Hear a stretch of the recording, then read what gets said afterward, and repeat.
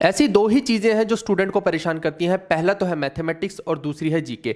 आप देखिए कि जीके के बारे में तो मैं बहुत कुछ वैसे ही बता चुका हूं, लेकिन आज हम बात करने वाले मैथमेटिक्स के बारे में। जितने भी बिगिनर स्टूडेंट हैं उनको आज क्रिस्टल क्लियर हो जाएगा कि कौन से टॉपिक ऐसे हैं जिनको ज्यादा वेटेज है, जिनको ज्यादा पढ़ना चाहिए है और इन डेप्थ पढ़ना चाहिए। आज की वीडियो में पिछले 5 साल की एनालिसिस मैं लेके आया हूं। मैंने पूरे के पूरे पेपर देखे, पिछले 5 साल के लगभग सभी पेपर देखे, चाहे वो सीजीएल के, पीओसी, सीएचएसएल, एमटीएस है ना, तो उनके बिहाफ पे मैं लेके आया हूं। तो इसका मतलब है कि सभी स्टूडेंट्स ही इसको देख सकते हैं, केवल सीजीएल के लिए नहीं, बाकी सब भी इसको देख सकते हैं। इसके अंदर मैं पूरा का पूरा आपको बताने वाला हूं कि देखिए, आपका जो सबसे बड़ा पेन पॉइंट मैथमेटिक्स के अंदर है कि आपको बहुत ज्यादा समय लग जाता है, बहुत ही वास्ट है, एग्जॉस्टिव है और दिमाग की बहुत खपत करवाता है। और फिर क्या होता है कि सब करने के बाद भी हमें लगता है मैथमेटिक्स को कि हमें कुछ आता ही नहीं है, हमसे सवाल निकल ही नहीं रहे हैं। तो वो सारी की सारी आज चीजें डिस्कस करेंगे। अरिथमेटिक के अंदर क्या जरूरी है, एडवांस के अंदर क्या जरूरी है, किसको ज्यादा टाइम देना है और इसके साथ साथ कैलकुलेशन को कैसे इंप्रूव करेंगे, वो सारी बातें हम देखेंगे। स्पीड को कैसे मेंटेन करना है और ऐसे कौन कौन से टाइप्स हैं जिनको, वो 200-250 टाइप्स होते हैं जिनको आप याद कर लेंगे तो आपकी स्पीड वैसे ही इंप्रूव हो जाएगी। फिर जो है आपको सिलेबस को कैसे कवर करना है, फिर मॉक टेस्ट को कैसे देना है और टारगेट देखिए, मेरे को लगता है कि इसमें कम से कम बच्चे को 160 का टारगेट इस बार रखना चाहिए, क्योंकि हो सकता है वैकेंसी उस एंगल से ना आए जिस एंगल से हम सोच रहे हैं। क्योंकि आपको पता है कि पेपर इलेक्शन के बाद ही है और उसके बाद तो जाओ अपनी भैंस चरा लो वाली बात होने वाली है। कोई नहीं पूछने वाला है एक विद्यार्थी को, एक स्टूडेंट को, बेरोजगार को, तो वो आपको खुद ही देखना है उसके अंदर। आइए मैं अब आपको बहुत ज्यादा डेप्थ में बताता हूं। यहां पे मैंने, आप देख रहे होंगे कि अरिथमेटिक का पूरा डाला है। ये पिछले 5 साल के पेपर हैं, 5 इयर्स के पेपर हैं और सभी पेपर्स को एनालाइज करके मैंने यहाँ पे सारे क्वेश्चंस लिख दिए हैं। अब कैसे लिखें वो देखना। परसेंटेज में पिछले 5 साल में हमने देखा कि 380 सवाल आए हैं और अभी मैं बताऊंगा यहाँ पे बहुत एनालिसिस निकल के आएगी। ये ऐसा नहीं, ये तो कोई भी लिख देगा ऐसे, लेकिन यहाँ से निकल के क्या आ रहा है और एक बिगिनर को क्या समझना चाहिए, वही तो इंपॉर्टेंट है ना। ये तो बहुत आसान है, कोई भी आके वीडियो बना के चला जाएगा, हर कोई बना ही रहे हैं ऐसी वीडियो, है ना। लेकिन हम कुछ और डिफरेंट वे से बात करने वाले हैं। फिर आप देखिए, रेशो और प्रोपोर्शन के 269 हो गए, मिक्सचर एलिगेशन के 93 हो गए, एवरेज के 325 सवाल हो गए। वहीं पे प्रॉफिट लॉस ने पूरे रिकॉर्ड तोड़ रखे हैं। आप देखिए कि 532 सवाल प्रॉफिट लॉस के अकेले के हैं। सारे को देख लो एक साइड और प्रॉफिट लॉस एक साइड। तो यहां से एक चीज तो क्लियर हो गई कि जो सबसे इंपॉर्टेंट चैप्टर है वो प्रॉफिट लॉस ही है। इसके सवाल पक्का आएंगे और इसके सवाल ऐसे रहते हैं, मान लो 3 सवाल अगर आ गए तो हो सकता है एक तो निकल जाए, 2 ना निकले, थोड़े से डिफिकल्ट लेवल के भी इसमें पूछता है। फिर SICI के 383 सवाल हैं, टाइम स्पीड डिस्टेंस के 346 और बोट स्ट्रीम के 67। लेकिन आप इनको क्लब करके देखिएगा तो आपको ज़्यादा चीज़ें समझ में आएंगी। कितना हो गया, 12, 13 और 10, 11, 413 सवाल हो गए, है ना। तो ये क्योंकि सेम ही टॉपिक है, अगर आप सिर्फ इसको पढ़ के जा रहे हो और इसको नहीं पढ़ के जा रहे हो तो ये कुछ ऐसा ही है कि आपको एक टारगेट मिला, आप मान लो 100 किलोमीटर चलना था तो आप 70 पे ही रुक गए, आप 100 चले ही नहीं, है ना, जबकि आपकी कैपेसिटी थी चलने की। तो वही वाली चीज़ है और आपको रिवॉर्ड भी बड़ा मिलता। तो जब ये कर लिया तो फिर इसको करना ही है। फिर रेस के सवाल देखिए कि 60 आ रखे हैं, टाइम वर्क के 311 और पाइप सिस्टम के 63। इनको भी क्लब कर लीजिए। क्लब करते हैं तो ये कितना बन गया, 360, 64, 374 बन गया, है ना, 374 ये बन गया। तो यहां पे आप देखिए कि ये दोनों के अंदर भी सेम ही सिनेरियो है जो यहाँ पे है। अगर ये किया है तो इसको भी करके ही जाइए, क्योंकि लगभग सब कुछ सेम ही है। फिर DI का आप देखिए बहुत बुरे हाल हुए हैं पिछले कुछ सालों में। पिछले 5 सालों में हम देख रहे हैं कि एक पूरा पेपर के अंदर पूरा ग्राफ ग्रुप सब दे दिया है यूं बना के, और नीचे सिर्फ एक ही सवाल DI का पूछा हुआ है। तो ये एक यहाँ से लर्निंग लेसन निकल के आता है कि अगर पेपर के अंदर आप जब बैठेंगे ना, ये जरूर देख लीजिए किसी भी DI को हाथ लगाने से पहले कि उस DI के सवाल कितने हैं। अगर इतना बड़ा DI को डिकोड करके केवल एक ही सवाल आपको सॉल्व हो रहा है तो गलती से भी DI को पहले टच मत करना, वो आपका टाइम वेस्ट करने के लिए डाला गया DI, है ना। मैथ्स के अंदर अक्सर यही हो रहा है हमारे साथ। तो इतना बड़े DI को डिकोड करके और सिर्फ एक सवाल निकालोगे तो नॉनसेंस, शेयर नॉनसेंस, मत निकालना उसको, पहले चेक कर लेना DI को। बार बार बोल रहा हूं, यहीं से पता लग रहा है कि केवल 40 सवाल पिछले 5 सालों में, तो इस अंदाजा लगा सकते हो, है ना। तो यहां पे आप देखिए कि अब निकल के क्या आ रहा है हमारे सामने कि सबसे मोस्ट इंपॉर्टेंट चैप्टर तो प्रॉफिट लॉस हो गया। लेकिन आप एक और चीज देखिए, क्या हम परसेंटेज को वेटेज ना दें, क्या रेशो प्रोपोर्शन को ना दें, ऐसा नहीं है। आप ध्यान से देखिए परसेंटेज को कैसे करना है। परसेंटेज और प्रॉफिट लॉस ये दोनों ही इंटरलिंक्ड चैप्टर हैं। अगर आपने परसेंटेज नहीं सीखा तो आप प्रॉफिट लॉस निकाल ही नहीं सकते हो। प्रॉफिट लॉस डिस्काउंट की बात कर रहा हूं तीनों की, है ना, कोई नहीं कर सकता फिर इसको। तो सिंपल सी बात है, आप इन दोनों को इकट्ठा करके देखिए। इकट्ठा करके देखेंगे तो 5 और 3 लगभग 950 के आसपास क्वेश्चन हो गए, है ना। तो ये दोनों के 950 क्वेश्चन हो गए। और वैसे भी अरिथमेटिक के अंदर परसेंटेज ही तो पूरा का पूरा हार्ट है और रेशो उसकी टांग मान लो, जो मानना मान लो, है ना। तो ये दो चैप्टर ही मोस्ट इंपॉर्टेंट रहते हैं इसके अंदर। तो आप देखिए कि अगर लगभग 950 सवाल इन दो टॉपिक से हो रहे हैं तो ये दोनों ही टॉपिक इसकी खजाना है, इसको ढंग से कर लो तैयार। फिर इसके बाद अगला जो नेक्स्ट टॉपिक निकल के आता है वो है रेशो एंड प्रोपोर्शन को देखिए 269 सवाल, लेकिन मिक्सचर एलिगेशन भी इसी पे आधारित रहता है 93, और मैंने पार्टनरशिप वगैरह वो सब एजेस वगैरह इसी में इंक्लूड कर दिया क्योंकि वो कभी कभार आते हैं, इक्का दुक्का क्वेश्चन उसके आते हैं।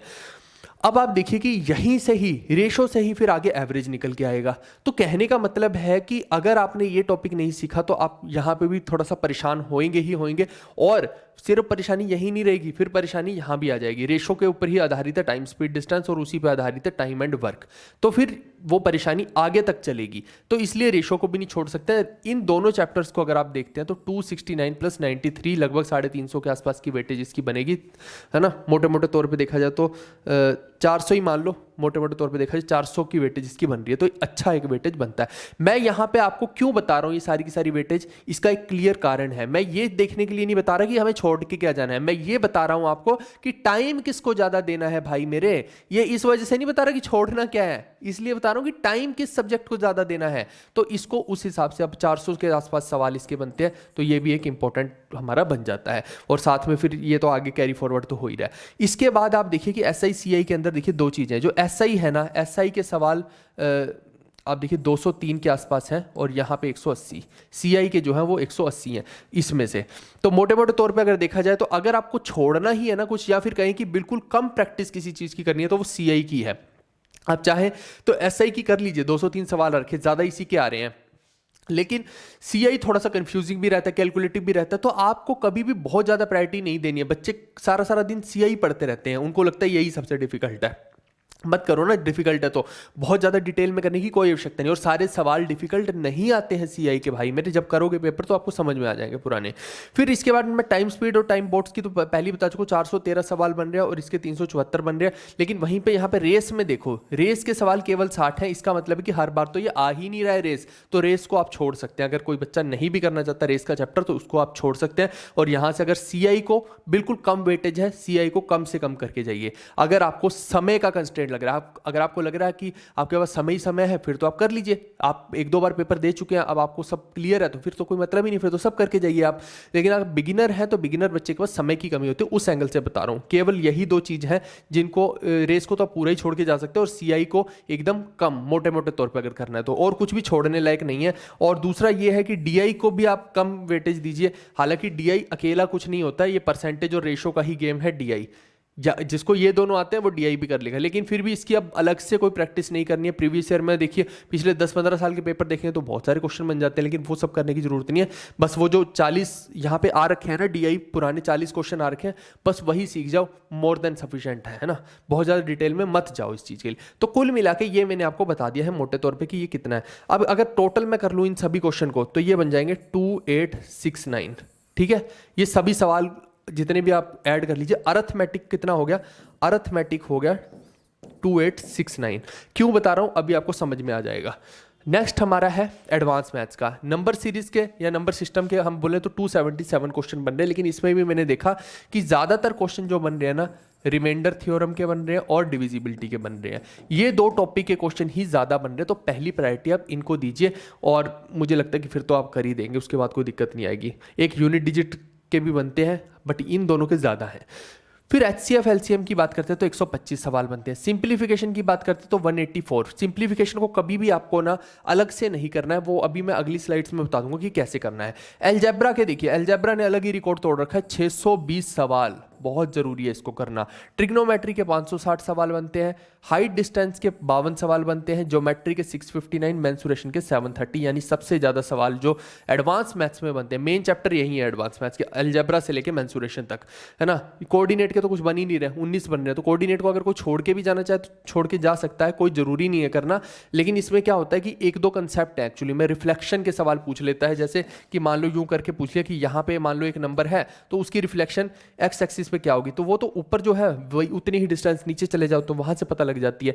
तो कुछ ऐसा सवाल जरूर पूछ सकते हैं, बहुत आसान रहते हैं, लेकिन इसके पिछले 5 साल के अंदर तो केवल 19 ही सवाल हैं, तो वहां से इसकी वेटेज आपको क्लियर ही है। तो इसका मतलब है मेंसुरेशन की सबसे हाई वेटेज है, 2D 3D मिला के मैं बता रहा हूं। और अलजेब्रा की दूसरे नंबर पे है, फिर आपकी ट्रिग्नोमेट्री और ज्योमेट्री आ जाती है, जबकि हाइट डिस्टेंस को कोई बहुत ज़्यादा वेटेज नहीं है। हाइट डिस्टेंस को तो मुझे लगता है आधा दिन तो लगेगा आपको कंसेप्ट सीखने में हाइट एंड डिस्टेंस का, और बाकी का 1.5 दिन, 2 दिन में खत्म करने वाला चैप्टर है, बाकी का 1.5 दिन ये 52 सवाल कर लेना पुराने वाले, तो 2 दिन के अंदर ये चैप्टर हो जाना चाहिए आपका। मुझे नहीं लगता इसको बहुत ज़्यादा समय आपको देने की ज़रूरत भी है। अगर इसको आप 1 हफ्ता दे रहे हो हाइट एंड डिस्टेंस को, तो आपके जितना महामूर्ख व्यक्ति कोई नहीं है फिर तो इस हिसाब से आपको पूरी की पूरी प्रायोरिटी सेट करनी है। अब इसके बाद अगर ये मैं प्रोबेबिलिटी और मीन मीडियन मोड की बात करूँ तो ये टीयर 2 में ज़्यादा आते हैं, तो टीयर 1 में इसका कोई खास लेना देना है नहीं है, लेकिन फिर भी मैंने इनकी वेटेज यहाँ पे लिख दी कि कितने कितने हैं, तो ये टीयर 2 के हिसाब से तो आपको पढ़ के जाना ही है। तो यहाँ से कुल मिला के मैंने बता दिया नंबर सिस्टम में क्या इंपॉर्टेंट है वो बता दिया, और ट्रिग्नोमेट्री में भी मैं बता रहा हूँ कि इसमें आइडेंटिटी बेस्ड क्वेश्चन ज़्यादा आते हैं, और अलजेब्रा में भी आइडेंटिटी बेस्ड क्वेश्चन ज़्यादा आते हैं, ये आप ध्यान रखिएगा। ठीक है, इन दोनों में ये एक हुक है कि आईडी बेस्ड जो क्वेश्चन है वो ज़रूर करके जाइए, उनको पहली प्रायोरिटी दीजिए, और बाकी तो इसको तो यार ये 4 टॉपिक्स को आपको प्रायोरिटी देनी पड़ेगी, ये 4-5 को आप ऐसा नहीं कर सकते कि इनको छोड़ के जा रहे हो, एक भी टॉपिक को छोड़ के जाने लायक है नहीं है, क्वेश्चन बहुत ज़्यादा आ रहे हैं इनके भी। जब मैं कुल मिला के यहाँ तक आप देखिए कि ये 3 के अगर मैं देखता हूँ तो ये बनते हैं 586 क्वेश्चन, क्योंकि इसको मैं एडवांस मैथ्स का एक पार्ट नहीं समझ सकते, हम समझना चाहे समझ लीजिए, लेकिन अभी इसको एडवांस मैथ्स का मत समझिए। मेन कोर एडवांस मैथ्स का जो पार्ट है ना वो ये है, algebra, height and distance till mensuration, तो ये बनता है 2640, और फिर आपका ये ठीक है कोऑर्डिनेट भी इसी में है, तो 2640 क्वेश्चन बनेंगे। और यहाँ पे देखिए आप अरिथमेटिक के कितने बने 2869, तो यहाँ से क्लियर है कि अरिथमेटिक जो है ना वो ज़्यादा पूछा जा रहा है as compared to advance maths. मैंने 3 पार्ट्स में एक तरह से डिवाइड कर लिया, एक मैंने आप समझिए कि नंबर सिस्टम, एचसीएफ, सिंप्लीफिकेशन, थोड़ा मिसलेनियस पार्ट को अलग रख लिया है ना, तो ये एक अलग सेक्शन हो गया। लेकिन आप एडवांस और कोर अरिथमेटिक में देखेंगे तो अरिथमेटिक की वेटेज फिर ज़्यादा बनती है। तो ये मैंने आपको मोटे तौर पे बता दिया है। इसके अलावा अभी मैं बहुत कुछ और बताऊंगा, लेकिन आप देखिए कि अगर आपने अभी तक मॉक टेस्ट का कुछ भी नहीं लिया है, कोई पास वगैरह, तो डिस्क्रिप्शन में मैंने टेक्स्ट बुक के मॉक टेस्ट का पास दिया है, केवल आज के लिए ये सेल चल रही है। 307 में आपको पूरे का पूरा पास प्रो मिल रहा है, जिसमें PYQ भी इंक्लूडेड होते हैं। जो मैं बता रहा हूँ ये सभी पेपर्स इसके अंदर भी इंक्लूड होंगे, और GV10 कोड यूज़ करेंगे तो 12% का एक एक्स्ट्रा ऑफ मिल जाएगा। लेकिन वहीं पर 21 मार्च को अगर आप लेंगे तो तब से इसके प्राइस बढ़ जाएंगे, 499 हो जाएंगे। तो ये आप डिस्क्रिप्शन में जाके टेक्स्ट बुक के पास को अवेल कर सकते हैं। नेक्स्ट हम देखते हैं कि भैया अब आपके पेन पॉइंट्स क्या हैं। सबसे पहला तो दिमाग में आएगा कि एग्जाम कब होगा, तो आप सितंबर से अक्टूबर के बीच में होगा। ठीक है, सितंबर लास्ट वीक या अक्टूबर के फर्स्ट 2 वीक्स के अंदर कभी भी हो सकता है, ये एसएससी ने खुद बोल रखा है। अब एक दिमाग में आता है कि डेली कितना घंटा पढ़े। डेली मुझे लगता है एक बच्चे को 12 घंटा तो पढ़ना ही चाहिए, क्योंकि आप देखिए कि 13-14 घंटे तो मेरे को ही लग जाते हैं, है ना, 12-12, 13-13 घंटे तो नॉर्मल है मेरे लिए। मेरे को आपके लिए कंटेंट बनाना होता है, मैं इतना समय मैं खुद दे रहा हूँ, तो आप तो इतना पढ़ ही सकते हैं, आपके ऊपर तो कोई रिस्पॉन्सिबिलिटी नहीं है, मेरे ऊपर तो 10 और रिस्पॉन्सिबिलिटीज़ हैं, लेकिन फिर भी मैं इतना समय दे रहा हूँ, है ना। और इसके अंदर भी आपको देखिए कि 5 घंटा तो कम से कम मैथ्स को देना पड़ेगा। मैथ्स को 5 घंटा मैथ्स कंज्यूम करेगा, क्योंकि मैथ्स इससे कम में नहीं हो पाएगा, थोड़ा सा लेंथी रहता है मैथ्स का। फिर आप देखिए कि 3 तरह के बच्चे हो सकते हैं, आप इसमें से देख लीजिए कौन सी कैटेगरी में है। या तो आप एक बिलो एवरेज स्टूडेंट है या अबव एवरेज स्टूडेंट है, एक लाइन खींच लीजिए, है ना, या तो इससे ऊपर है या नीचे है। और कुछ एक स्टूडेंट होते हैं जो ब्रिलियंट कैटेगरी के होते हैं, है ना, वो तो एकदम टॉप नॉच होते हैं। उनको तो देखिए कि ना ये वीडियो देखने की ज़रूरत है ना कुछ पढ़ने की ज़रूरत है, वो हल्का फुल्का पढ़ेंगे, उनका तब भी हो जाएगा, वो जन्मजात उनका मैथ्स तेज है तो है, वही वाली कहानी है। ठीक है, एक सेकेंड, एक्सक्यूज मी। अब वहीं पे आप देखिए जो बिलो एवरेज स्टूडेंट है ना, उसको ज़्यादा टेंशन की ज़रूरत है, क्योंकि वो उसको पता नहीं, सबसे पहले तो ये दिक्कत आएगी कि सिलेबस ख़त्म कैसे करूं।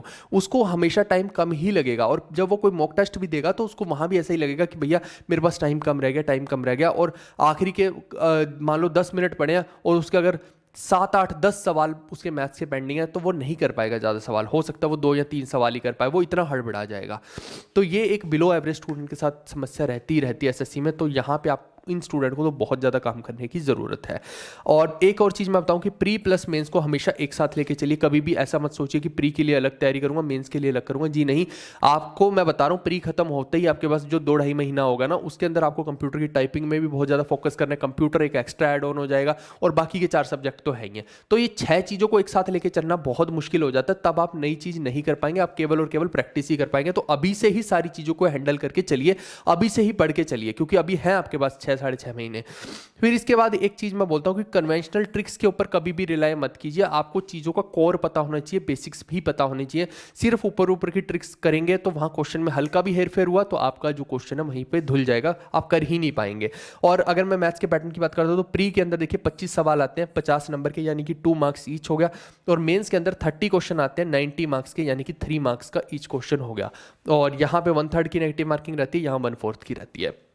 इसके अलावा अब हम देख रहे हैं कि how to cover the syllabus. आप देखिए कि सबसे पहले आप जिस भी टीचर की वीडियो देख रहे हैं उनकी वीडियोस को देखिए और साथ में अपने नोट्स बनाते जाइए। अगर वीडियो 2 घंटा की है तो ये मान के चलिए नोट्स बना रहे हैं तो 4 घंटा लगेगा ही लगेगा, क्योंकि 2 घंटा तो आपको खुद भी तो समझना है, कोई फिल्म थोड़ी चल रही है कि यूं चल रही है, ऐसा नहीं होता है, समझना भी तो है इस चीज़ को, है ना। वहीं पर जब जीएस की हम बात करते हैं तो जीएस में अगर मैं 2 घंटा बोल रहा हूँ तो 2 घंटा ही है उसका मतलब, क्योंकि उसमें आपको कुछ एक्स्ट्रा अलग से समझना नहीं है। जब मैं पढ़ाता हूँ तो मैं बहुत अच्छे से चीज़ों को एक्सप्लेन करता जाता हूँ, तो वो एक ही गो में आपको कहीं भी वीडियो रोकने की जरूरत नहीं पड़ती और ना कोई नोट्स बनाने की, क्योंकि नोट्स हम खुद ही प्रोवाइड कर रहे हैं आपको।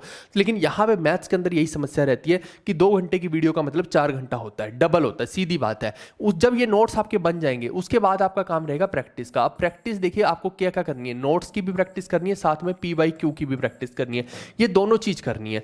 फिर जब ये हो जाए आपकी, उसके बाद आपका काम होता है मॉक्स का। तो सिर्फ ऐसा नहीं करना हमें कि हम सोचे कि सारा सिलेबस हो गया उसके बाद हम मॉक टेस्ट पे जा रहे हैं, वो बहुत बड़ा ब्लंडर होता है, गलती होती है। आप मॉक टेस्ट को हमेशा हर हफ्ता डिसाइड कर लीजिए कि एक हफ्ते में एक मॉक टेस्ट तो देना ही देना, हर हाल में देना है, ठीक है। तो मॉक टेस्ट को एनालिसिस करके आपको पता लगता है कि मेरी ये पार्ट्स वीक है और उनके ऊपर आपको फिर काम करना होता है। तो ये एक प्रोसेस है सिलेबस को खत्म करने से लेकर तक की मॉक टेस्ट तक की, यानी कि आपकी काउंसलिंग एनालिसिस तक की। फिर नेक्स्ट पार्ट आता है डिस्ट्रीब्यूशन ऑफ टाइम। तो टाइम को कैसे डिस्ट्रीब्यूट करना है, सिलेबस कंप्लीशन के ऊपर हमें ध्यान देना है, तो वो हमें 5 महीने में करना ही पड़ेगा। अगर आपके पास है ही 6-6.5 महीने तो आपको 5 मंथ में सिलेबस हर हाल में खत्म करना है, इससे ज्यादा टाइम आप नहीं ले सकते हो। अगर आपका एंड डे तक भी सिलेबस खत्म नहीं हो रहा तो आप एक परेशानी में है। ये हो सकता है कि कोई बहुत बड़ा टॉपिक है, मान लो कि लगभग आप आखिरी के समय में है और आपका पूरा मेंसुरेशन छूट गया। मेरे साथ भी यही हुआ था जब मैंने अपना तैयारी की थी, है ना। लेकिन वहाँ पे देखिए कि मेंसुरेशन मेरे से छूटा था, लेकिन फिर वो मैंने मेंस में थोड़ा बहुत पढ़ा था क्योंकि मेरे को वहाँ थोड़ा समय मिल गया था। लेकिन आज की डेट में हालात अलग हैं, तो आज आप छोड़ के तो नहीं जा सकते, लेकिन बाई चांस कोई एक चैप्टर छूट भी गया तो फिर डिमोटिवेट भी नहीं होना है। कोशिश कीजिए कि 5 महीने में हो जाए। नहीं भी होता कोई एक चैप्टर तो एक चैप्टर की वजह से कभी भी डिमोटिवेट नहीं होना, क्योंकि प्री क्वालिफाइंग है, ये बात भी दिमाग में रखनी है। फिर रिवीजन और मॉक टेस्ट के लिए आपको 1 से 1.5 महीना हमेशा देना ही है, क्योंकि इतना तो समय लगेगा आपको एनालिसिस करने में, चीज़ों को देखने में, है ना। क्योंकि मैथ्स कई भी बार क्या होता है, एक ही गो में आपको नहीं समझ में आता, आपको दोबारा भी पढ़ना पड़ता है। एक बार में कभी भी किसी को मैथ्स समझ नहीं आया, वो एक बार करते जाओगे आगे भूलते जाओगे, अगला करते जाओगे पिछला भूलते जाओगे, तो वो एक साथ जब रिवीजन होती है ना, उसी में ही समझ में ज्यादा चीजें आती हैं। इसके अलावा आपको सेव कैसे करना है अपने टाइम को। सबसे पहले तो देखिए कि किसी भी टीचर का कोई कंटेंट देख रहा है तो उसके क्वेश्चंस को प्रिंट आउट करवा लीजिए। कभी भी उसके क्वेश्चंस को लिखने में टाइम वेस्ट मत कीजिए, केवल सॉल्यूशन को लिखने में टाइम वेस्ट कीजिए अपना। डोंट राइट देम, ये साफ शब्दों में मैंने यहाँ पे लिख दिया है। उसके बाद करना है कि अपने जो डाउट्स है ना, हमेशा उनको मार्क करके रखना है। जब भी आप कोई शीट लगा रहे हैं तो कि ये मेरा डाउट है, ये तीसरा क्वेश्चन डाउट है, 7वां क्वेश्चन डाउट है, इनके ऊपर स्टार मार्क कर लीजिए। जब भी आप दोबारा रिवाइज करने जाए तो इन क्वेश्चंस को जरूर जाइए करिए, और जिस क्वेश्चन में टाइम भी ज्यादा लग रहा है उसको भी जरूर देखिए। एक तो होता है कि क्वेश्चन ही नहीं हो रहा, वो तो डाउट है ही, लेकिन जहां पे टाइम ज्यादा लग गया, जिस क्वेश्चन को करने में 3 मिनट लग गए, 2 मिनट लग गए, वो क्वेश्चन भी आपको नहीं आता, उसको भी स्टार मार्क करके रखिए ताकि दोबारा अगली गो में आप उसको कर पाए। अब आप देखिए कि बच्चे कई बार क्या करते हैं, मल्टीपल बुक्स के ऊपर जाते हैं, लेकिन मैं हमेशा ये बोलता हूँ कि एक किताब कोई भी चूज कर लीजिए। मैंने अपने टाइम में ये किरण की ये वाली बुक्स चूज की थी, है ना, हमारे टाइम में आती थी जब, तो आप भी ये वाली बुक्स को चूज कर सकते हैं मैथ्स के लिए। सॉल्व पेपर्स इसके अंदर सारे के सारे दे रखे हैं, इसका लिंक भी मैं डिस्क्रिप्शन में डलवा दूंगा। तो ये जो बुक्स हैं इनके अंदर से पिछले 5 साल के सवाल जितने भी है ना, वो सारे सॉल्व कर लीजिए, पिछले 5 साल के केवल, ज़्यादा नहीं। और इसी के अंदर 200-250 टाइप बन रहे होंगे, अलग अलग टाइप। वो टाइप्स आपको हर चैप्टर के ना रटे होने चाहिए। हर चैप्टर में देखिए कितने होंगे, 10-15 टाइप हर चैप्टर के उठा के देख लीजिए, तो मोटे मोटे तौर पे 200-250 टाइप होते हैं लेटेस्ट वाले। तो वो तो एकदम माइंड में छपे होने चाहिए। वो जो चीज़ है ना 250-300 टाइप जो होंगे, वो अगर आपने अच्छे से कवर कर लिए ना, उन पर कमांड कर ली, तो वो आपकी स्पीड को इंप्रूव कर देंगे। मैं बता रहा हूँ, वो जो 200-250 टाइप आपको खुद निकालने पड़ेंगे, वो चीज़ कोई दूसरा नहीं बताएगा। जो आपको लग रहा है ना कि बार बार चीज़ें आ रही हैं, पेपर को करते हुए आपको दिख जाएंगी कि बार बार ये सवाल आ रहा है, बार बार आ रहा है, उन 200-250 चीज़ों की ना प्रैक्टिस मल्टीपल टाइम कर डालो, लो, क्योंकि तुम्हारे पास इतना टाइम नहीं होगा कि पूरा मैथ्स को तुम 3 बार लगा दो। लेकिन ये 200-250 टाइप जो मल्टीपल टाइम आ रखे हैं पेपर में, उनको अगर बार बार लगा लिया जाए तो मुझे लगता है वो स्पीड को एक मल्टीफोल्ड कर देंगे, आपकी तुरंत स्पीड बढ़ जाएगी। ये बहुत इंपॉर्टेंट है, बच्चे नहीं करते हैं ये मैं एक एक्स्ट्रा चीज़ आपको बता के जा रहा हूँ आज, ठीक है। वीडियो को देख रहे हो तो कुछ एक्स्ट्रा तो लेके जाओ ना। फिर इसके बाद मुझे लगता है कि PYQ मोर देन सफिशिएंट है। बच्चा क्या करता है, कभी वो RD शर्मा पे भाग जाएगा, कभी NCERT पे भाग जाएगा, है ना, RS अग्रवालों पे भाग जाएगा, पता नहीं कौन कौन से। कितना करोगे भाई, एक किताब ले लो बस, वही मोर देन सफिशिएंट है प्रीवियस ईयर। PYQ के अलावा और कुछ नहीं करना है। अब देखो हुक क्या है, बहुत सारे टीचर हो सकते हैं कि आपको ये गुमराह कर रहे हो कि भैया हार्ड आता है, ये आता है, वो आता है, अभी तो यहाँ पे धंधा चमकेगा कि कैट लेवल का नया वेंडर आ रहा है तो कैट लेवल के क्वेश्चन आ सकते हैं। कुछ नहीं आने वाला। जो आपको ध्यान रखना है कि पेपर के अंदर सब गेम बदलता है, वो मॉडरेट क्वेश्चन बदलता है हमेशा, ठीक है। आसान क्वेश्चन कभी गेम नहीं बदलता, हार्ड क्वेश्चन कभी गेम नहीं बदलता, मॉडरेट सवाल गेम बदलता है। आप देखो कि अगर 30 सवाल मेंस के अंदर आए हैं, अगर एग्जाम्पल के लिए मैं बता रहा हूँ, प्री के अंदर 25 आते हैं, मैं मेंस के लिए उठा लेता हूँ, तो 30 में से आप देखिए कि कितने सवाल डिफिकल्ट हो सकते हैं, 3 हो जाएंगे, 4 हो जाएंगे। अगर ये 4 सवाल हार्ड हो गए तो ये सभी के लिए हार्ड है। बहुत कम प्रोपोर्शन में बच्चे हैं जो इन 4 सवालों को कर पाएंगे। लेकिन होगा क्या, इन 4 सवालों के पास इतनी ताकत है कि आपका अगला टाइम खराब कर देंगे ये, यानी कि आपके पास अगले टॉपिक के लिए टाइम ही नहीं बच रहा, अगले सब्जेक्ट के लिए टाइम ही नहीं बच रहा। ये 4 सवाल अगर मान लो पहले ही सीक्वेंस में मैंने डाल दिए, 1 2 3 4, एक बच्चे को पेपर दे दिया, उसने पहला देखा डिमोटिवेट हुआ, दूसरा भी नहीं हुआ, तीसरा भी नहीं हुआ, चौथा, 4 के बाद तो आप धराशायी, दिल खंजर है, सीने चीर चीर हो जाता है कि भैया मेरे से तो हो ही नहीं रहा, मैथ्स के क्वेश्चन नहीं बन रहा, बच्चा वहीं धराशायी हो जाता है। मैं कह रहा हूँ 5 सवाल तक तो घबराने की जरूरत नहीं है। 5 सवाल भी अगर ऐसे आ जाएं कि आप धराशायी हो गए तो बिल्कुल टेंशन मत लीजिए। इसका मतलब अगर आपसे नहीं हो रहे ना पहले 5 सवाल, तो समझ लेना ये मुश्किल सवाल है, इनको छोड़ दो, फिर आसान वाले सवालों को पकड़ो और मॉडरेट वाले सवालों को पकड़ो। यही समझ लो कि ये है ही नहीं पेपर में, क्योंकि आप देखेंगे जैसे ही आप आगे बढ़ेंगे ना, आपको बहुत तुच्छ तुच्छ सवाल मिलेंगे, एक चूहे के बराबर मिलेंगे जिनको यूं ही आप नोच सकते हैं, फिर वहां पे शेर नहीं मिलेगा। तो ये एक कहानी रहती है, हमेशा हमारी साइकोलॉजिकल गेम जो है ना, यहाँ पे जाके पलटती है। टाइम बचा लो अपना, तब जाके आपका गेम बदलेगा, नहीं तो नहीं बदलेगा। मैथ्स के अंदर यही जरूरी है, अगर टाइम बच गया तो आपने खेल बदल दिया, समझ लो, है ना। और इसके अलावा अगर इजी की मैं बात करता हूं तो हमेशा एग्जामिनर का टारगेट रहता है कि 5 से 7 सवाल इजी दे दे और जो बचे हैं बाकी वो मॉडरेट दे दे, ठीक है। तो यही जो मॉडरेट सवाल है, यही सारी की सारी गेम बदलेंगे, क्योंकि अगर समय कम बचा तो इजी सवाल तो कर लोगे लेकिन मॉडरेट आप कर ही नहीं पाओगे। तो इसलिए अपने समय को इसमें बचाना बहुत ज़्यादा ज़रूरी होता है। समय is just like currency in this exam, ठीक है भाई। अब कैलकुलेशन की मैं बात करता हूं, तो कैलकुलेशन के लिए देखिए कि मैंने अभी आपको थोड़ी देर पहले बोला था कि सिंप्लीफिकेशन के चैप्टर को ना आपको अलग से नहीं करना है, अब वो यहां पे है। डेली आप क्या कीजिए, 5 सवाल कीजिए। मैंने अभी आपको बताया कि पिछले 5 सालों में लगभग 184 के आसपास सवाल आए हैं आपके। 184 है, 180 मान ले या 185 मान ले, तो 5 से डिवाइड कर लीजिए इसको, है ना, तो आपको पता लग जाए कि कितने दिनों में ये सवाल हो जाएंगे। करके जल्दी से बताओ जो लोग भी देख रहे हैं इसको, है ना। तो कुछ ज़्यादा समय नहीं लगने वाला है, मोटे मोटे तौर पर आपका मैं बोल रहा हूँ 6 महीने भी हैं तो 1 महीने के अंदर आप देखिए कि 30 दिन होते हैं, 30 दिन में आप 5 सवाल कर रहे हैं तो 150 सवाल बन जाते हैं। तो इन्हीं सवालों का मल्टीफोल टाइम लगा सकते हैं, इवन इससे पीछे वाले सवालों को भी लगा सकते हैं, ठीक है। 2 महीने भी नहीं लग रहे इन सवालों को करने में, समझ रहे हो, 1.5 महीना भी नहीं लग रहा है। तो कहने का मतलब है कि डेली आप 5 सवाल सिंप्लीफिकेशन के समय निकाल के लगाइए। समय तो निकालना पड़ेगा, क्योंकि आप समझिए कि कैलकुलेशन के लिए डेली अगर 30 मिनट भी नहीं निकाले तो कैलकुलेशन कैसे इंप्रूव होगी दोस्त। 30 मिनट का समय आपको अलग से निकालना पड़ेगा। 5 घंटा एक हो गया और 30 मिनट एक हो गया, और बाकी के सब्जेक्ट्स को भी आपको मैनेज करना है। 4 सब्जेक्ट एक दिन में नहीं पढ़ सकते हैं, वो पूरे हफ्ते का शेड्यूल बनता है, पूरे हफ्ते के हिसाब से आपको देखना पड़ेगा, ठीक है। ऐसा नहीं हो सकता कि आज के दिन ही इंग्लिश पढ़ लो, आज के दिन ही जीके पढ़ लो, आज के दिन जीके को एक कंटिन्यूटी में पढ़ते रहिए, वीडियोस देखते रहिए उसकी, लेकिन आप ये समझिए कि आज की डेट में ही सब कुछ कर लेंगे, चारों सब्जेक्ट, रीजनिंग भी आज ही कर ली, है ना, इंग्लिश भी आज ही, ये पॉसिबल नहीं है। आप ये कर सकते हैं, पहले 3 दिन जैसे मान लो रीजनिंग को दे दिए, अगले 3 दिन इंग्लिश को दे दिए, इस तरीके से, है ना। और जीके को आप डेली देना पड़ेगा, क्योंकि मेन जो पेन पॉइंट है वो मैथ्स और जीके यही है, बीच के 2 तो बहुत इजीली मैनेजेबल है, साफ बता रहा हूं मैं आपको। फिर टेबल्स 30 तक आपको याद होने चाहिए, स्क्वायर 50 तक याद होने चाहिए, क्यूब्स आपको 20 तक याद होने चाहिए, और 4th पावर जो है वो आपको 12 तक याद होनी चाहिए है।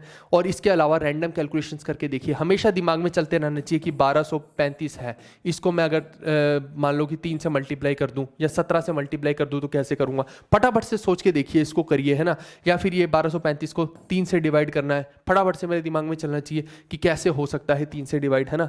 तो एक बहुत सारे तरीके हैं, 35 को हटा दिया, तो मोटे मोटे तौर पे भी अगर आपको देखना है तो 1200 मान लिया तो 3 चौके 12 होता है ना, तो 40 के आसपास डिवाइड होना चाहिए ये। तो ये कुछ कुछ तरीके आपको दिमाग में रख के चलने पड़ेंगे, तब तो आपको बात समझ में आएगी, है ना। और कई बार क्या होता है, लोग गाड़ियों के नंबर हैं आसपास की, आपकी खुद की एक्टिवा का नंबर हो गया, दोस्त की एक्टिवा का हो गया, स्कूटी का नंबर हो गया, उनको ऐड करके देखो, आपस में नंबर्स को सब्सट्रैक्ट करके देखो। नंबर्स के साथ जितना प्ले कर लोगे ना, उतना ज़्यादा कैलकुलेशन में स्मूथनेस आ जाएगी।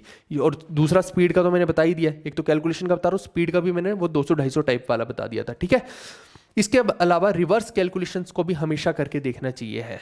आप देखो कि कभी भी आपको सिर्फ ये नहीं करना कि 5 का स्क्वायर है तो वो 25 ही है, ऐसे चीज़ें याद नहीं करनी है, हमेशा उल्टा भी करके देखना है कि रूट में उसको डाल के भी देखना है। ये एक छोटा नंबर लिया है, वहीं पे मैं बोल दूं कि 1600 है ना, 1700, इनके रूट निकालो, तब थोड़ी सी समस्या आपको होनी शुरू हो जाएगी। और कोशिश करो कि बिना पेन के अगर निकाल पाओ, अगर जितना ज़्यादा कोशिश करोगे ना, और क्वेश्चंस को माइंड में जितना ज़्यादा सोल्व करने की कोशिश करोगे, उतना ज़्यादा आपको आसान लगेंगी चीज़ें। अगर सब कुछ पेन के साथ करने की कोशिश करोगे और माइंड में वो चल नहीं रहा है, तो फिर वहाँ पे समस्या खड़ी होती है, वहाँ पे स्पीड आपकी रिड्यूस हो जाती है। इसके अलावा बुक्स और सोर्स की बात करें तो मैं बता चुका हूँ, किरण की प्रीवियस ईयर की बुक आप ले सकते हैं, और पिछले 5 साल के पेपर, चाहे वो CH से लो, CPO, MTS, CGL, सभी पेपर जो पिछले 5 साल के आ रखे हैं ना, वो आपको करने जरूरी हैं। और अगर आपको मतलब कि अफोर्ड नहीं कर पा रहे हो, कहीं से कोई समझ नहीं आ रहा है कि मैथ्स का कहाँ से करें, कहीं से कोई बैच नहीं समझ में आ रहा है, तो आप क्या कर सकते हैं, हमारी एक प्लेलिस्ट है, 300 घंटे की प्लेलिस्ट है, लगभग हर टॉपर ने ये देखी ही होती है, तो मैक्सिमम बच्चे इसको देख के जाते हैं। अगर आपको किसी का समझ नहीं आ रहा है तो इस प्लेलिस्ट को देख लीजिएगा। यहाँ पे सबसे पहले आप परसेंटेज को स्टार्ट करो, फिर रेशो को स्टार्ट करो, फिर प्रॉफिट लॉस को स्टार्ट करो, तो आपको सारी की सारी ये समझ आनी शुरू हो जाएगी, ठीक है। यहाँ पे मैंने 12 घंटे का सिंप्लीफिकेशन भी करा रखा है, हर चीज़ बता रखी है, हर चीज़ बता रखी है। ये अच्छे खासे इस प्लेलिस्ट पे व्यू आ रखे हैं, किसी भी वीडियो पे आपको 2.5-3 लाख से कम व्यू नहीं मिलेंगे, तो अच्छा खासा मैंने समझा रखा है, ठीक है। और जो पेड वाले स्टूडेंट है वो हमारी जो हमने टाइप वाइज आपको प्रैक्टिस शीट्स के साथ में वो लगा सकते हैं, तो इससे आपका हो जाएगा। ये एक एक्स्ट्रा चीज़ मैं बता रहा हूँ, इस प्लेलिस्ट का लिंक भी मैं डिस्क्रिप्शन में डलवा दूंगा, ठीक है भाई। और इसके अलावा रूटीन की मैं बात करता हूँ, तो मुझे लगता है कि जो छोटे मोटे चैप्टर हैं उनको 3-4 दिन में ख़त्म करने की कोशिश करो, उनके सारे टाइप्स को, और बाकी के 3-4 दिन में आप कोशिश करो कि उसकी प्रैक्टिस कर लीजिए, उन क्वेश्चंस की, उन नोट्स की।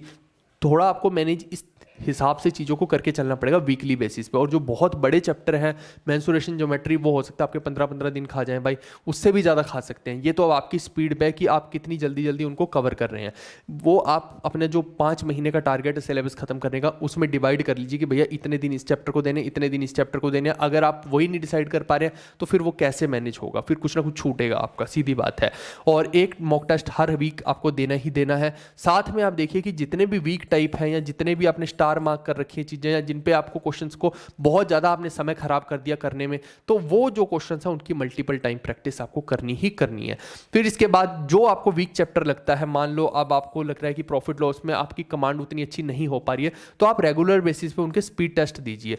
ऐसी रैंडम किसी भी दिन आपका मन हो रहा है ना, सैटरडे को मन हो गया तो उसका स्पीड टेस्ट दे दिया, है ना, वेडनेसडे को किसी दिन मन हो गया तो उसका स्पीड टेस्ट दे दिया। इस तरीके से आपको करना है, और एक फुल टेस्ट तो आपको हर हफ्ते देना ही देना है। तो ये कुल मिला के मैंने आपको पूरा का पूरा मैथ्स का बता दिया कि मैथ्स को आपको कैसे टाइम देना है, कैसे उसमें चीज़ें मैनेज होंगी, कैसे आपकी स्पीड बढ़ सकती है, कौन सी चीज़ों को ज़्यादा वेटेज देनी है। मुझे लगता है ये अपने आप में एक कंप्लीट वीडियो, संपूर्ण वीडियो मैंने बनाई है।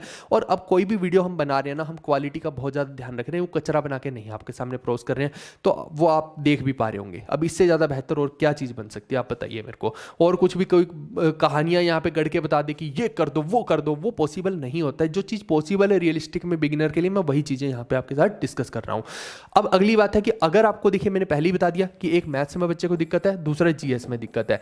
मैथ्स की दिक्कत का मैंने आज एक सोल्यूशन आपको बता दिया, और जीएस का मैं आपको बता रहा हूँ ये है, जीएस का वन स्टॉप सोल्यूशन यही है, भगवान राम वाला सोल्यूशन है ना, जीएस का रामबाण। और कोई सोल्यूशन नहीं है मार्केट में, इससे बेहतर कुछ है ही नहीं। एक भी बच्चा ऐसा नहीं है जो इस कोर्स से डिससेटिस्फाइड होगा, क्योंकि हमने जो बेहतरीन चीज़ें प्रोवाइड की हैं वो और कोई प्रोवाइड नहीं कर सकता। और अगले 1-1.5 महीने के अंदर एक बहुत बड़ी अनाउंसमेंट और हम करेंगे, जिससे पूरे मार्केट का गेम चेंज करके रखेंगे। और मैं बता रहा हूँ, कोई नोट्स बनाने की, कुछ बनाने की जरूरत नहीं पड़ेगी। उसके बाद तो आपको, आप समझिए कि सवाल आएगा तो वहीं से आएगा, नहीं तो नहीं आएगा। ऐसी एक चीज़ हम डेवलप कर रहे हैं बहुत जल्दी आप लोगों के लिए। तो ये कोर्स में आप हमारे साथ अगर चलना चाहते हैं, जीएस के लिए एनरोल करना चाहते हैं, सच में चाहते हैं कि जीएस में आप फोड़ दें, जीएस में भी आपके नंबर आए। देखिए देखिए बहुत सारे स्टूडेंट के इस बार हमारे 60-60 नंबर भी आए हैं, तो ये बहुत बड़ी बात है। मेंस के अंदर की मैं बात कर रहा हूँ, मेंस में इतने नंबर आ रहे हैं, है ना, तो ये अपने आप में एक अचीवमेंट है। रैंक 57 हमारे कोर्स को देख रहा है ना, तो वो अपने आप में ये सभी अचीवमेंट्स जो हैं हम बार बार बोलते नहीं हैं, लेकिन बता रहा हूँ, है ना। 18 सवाल मेंस के अंदर 25 में से अगर हमारे आ गए तो ये अपने आप में एक बहुत बड़ी चीज़ हो जाती है, ये छोटी चीज़ नहीं होती है। तो 200 से ज़्यादा videos, mock test, daily targets हम आपको प्रोवाइड करेंगे कि आपको क्या पढ़ना है।